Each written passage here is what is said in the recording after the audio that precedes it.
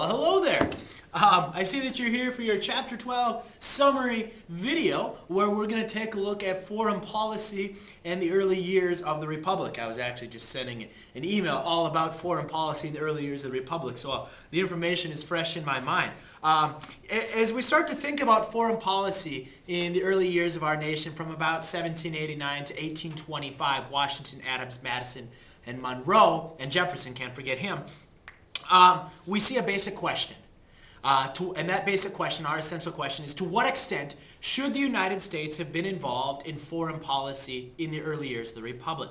And to answer that question, you really need to understand two concepts, two words. One of those is isolationism, which is that idea, that policy of isolating yourself, being alone, not getting involved. And then the other option is involvement, which is getting involved in foreign affairs and sticking kind of your nose into business, where maybe it does belong, but maybe it doesn't. And so let's take a look at foreign policy through our early years. Let's start with G.G. Wash. We'll just go down in order. G.G. Wash, General George Washington, president from 1789 to 1797. The first question that you kind of asked and you need to think about in your study guide is, what was the piece of advice that Washington gave about foreign policy in his farewell address? Washington, you remember, the piece of advice he gave was to practice isolationism. That is to say, isolationism means keep yourself out of other people's business. Neutrality. That's the first question. Second question there, it was put to the test in 1796. The British were still hanging out in the Ohio River Valley. And Washington didn't like this. Americans didn't like this. The British thought, hey, we can hang out here. We know that we lost the war for independence, but we're going to hang out here. Washington sends a man named John Jay, Chief Justice of the Supreme Court, goes over to Great Britain, goes over to London, negotiates a treaty which then facilitates or allows for the British troops to start moving out of the Ohio River Valley. Enter number two, John Adams, president from 1797 to 1781, our first one-term president. Didn't take long. Adams was a bit of a cranky fella at times, and he faced a lot of challenges during his presidency. One of these challenges we know, of course, was in dealing with the French. During this time period, the French and the British were frequently at war fighting one another. And the French saw that we were sending merchant ships. We were trading with the British. And in the French point of view, us trading with the British was helping the British beat the French. The French did not like this. And so number four, the French began capturing and attacking American merchant ships. But remember, during this time period, Washington's time and Adams' time, the United States, we were a 78-pound weakling. We were in no position to fight. And when you're a 78-pound weakling, you don't go to a 225-pound brute on the football team and say, your girlfriend is ugly. Unless, of course, you want your face to get rearranged. When you're a 78-pound weakling, you keep to yourself. And that was kind of Washington's idea with isolationism. Adams listened to Washington's advice and sent 3 diplomats to France to go tell the French government, hey, knock it off. Well, the Minister of Foreign Affairs in France wouldn't meet with the American diplomats. Instead, he sent 3 secret agents known as X, Y, and Z. And these 3 secret agents basically said, so, you want us to stop attacking your ships? No? And the Americans said, yeah, we do. And they said, we will stop attacking the American ships. And the Americans are like, sweet, great. But then the French followed up by saying, if you pay us tribute, if you pay us a drive, right? And so the Americans are like, what? We're not going to pay you money. You're out of your mind. We're not going to pay you to stop attacking our ships. And so number 4, this brings us rallying cry back home. Millions for defense, not 1 cent for tribute. This is number 5. Adams works out peace with France. He continues to use diplomacy and discuss things with France. And in the end, this is John Adams' crowning achievement of his presidency. Enter Thomas Jefferson, 3rd president of the United States. And to be quite honest, if you do not have a knowledge crush on Thomas Jefferson, you should. The man was wicked smart. Now the French and the British are both seizing American ships. Even though the French said they would stop, they didn't stop. They started right back up again because war between France and Great Britain began. We were trading with both sides. And number 6 there rather, why were they seizing our ships? Why were the British and the French seizing our ships? Because they felt that we were supplying the other side, trading with the other side. They weren't having that. And so Jefferson has an issue. He needs to figure out, what am I going to do? Do I go to war with Britain and France? He looks at his muscles, goes, nope, 78-pound weakling, I've got an idea. I'm going to pass the Embargo Act of 1807.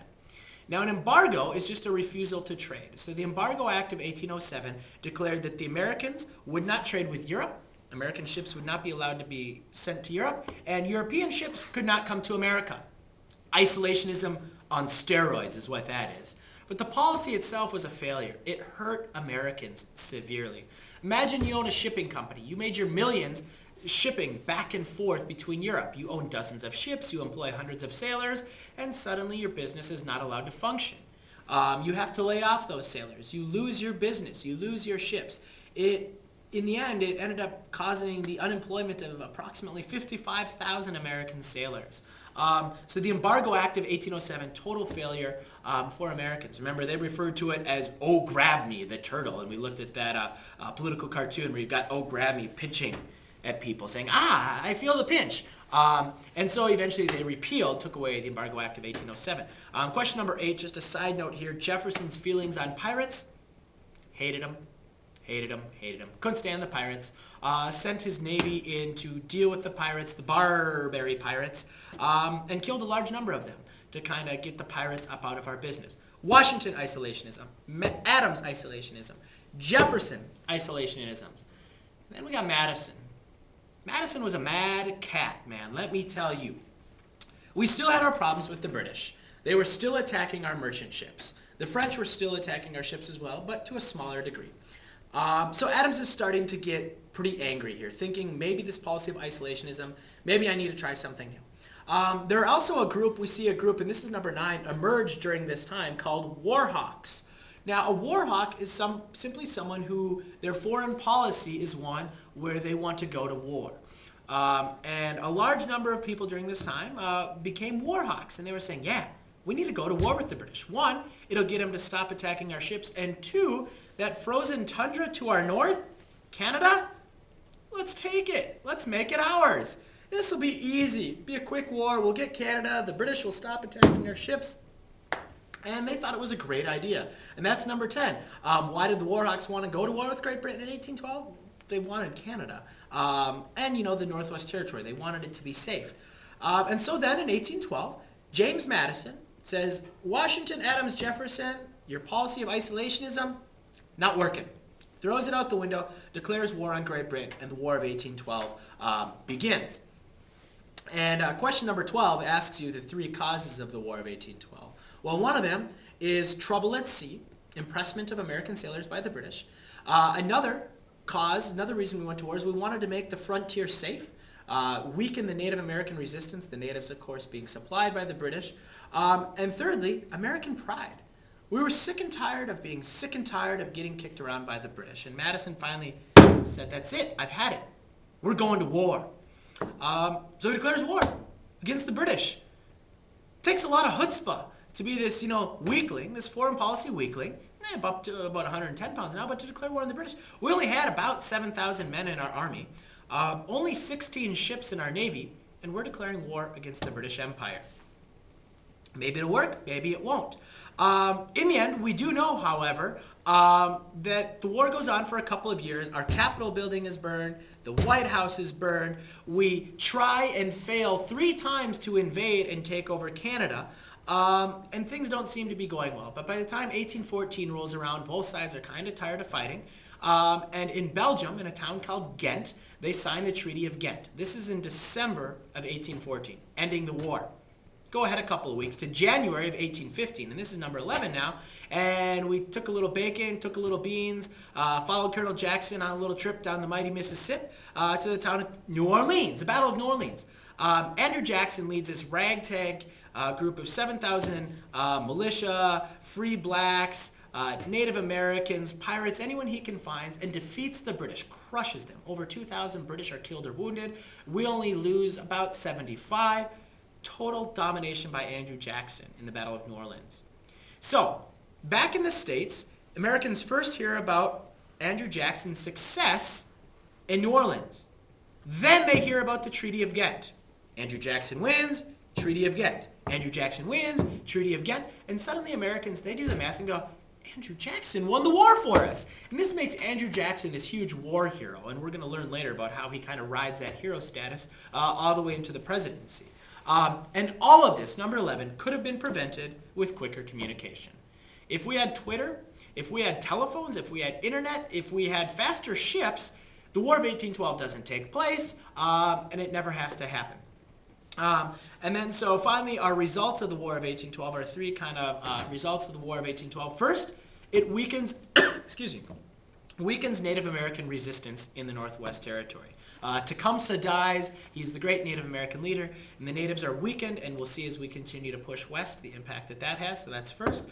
Second, we see that war heroes like William Henry Harrison from the Battle of Tippecanoe, Andrew Jackson from the Battle of New Orleans, these guys, they go on to become president and rise to power, and the Federalist Party loses power during this time, so that's a political effect. And then thirdly, American pride. Americans were pumped, man. They were like, yeah, second battle for independence. We held off the British. Francis Scott Key writes the national anthem. So there's a huge feeling of American pride following the War of 1812. The rest of Madison's presidency is somewhat calm, and in 1817, he's all done. Enter our fifth president, James Monroe, 1817 to 1825. The Monroe Doctrine, don't come a-knocking.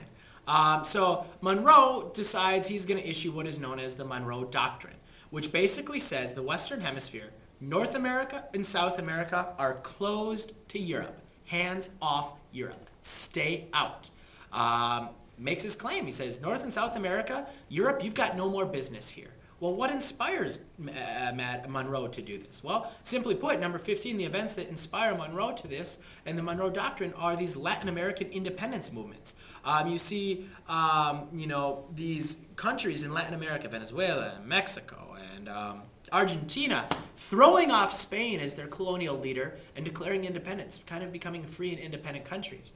The Americans look to that and, one, see a trading partner in Latin America, two, support the freedom-loving people of Latin America, and three, say, now that Spain is gone, now that France is gone, now that Great Britain is gone, Europe, you know what, stay out of our business. And he issues the Monroe Doctrine and says, just leave us alone. Spain, stay out of here.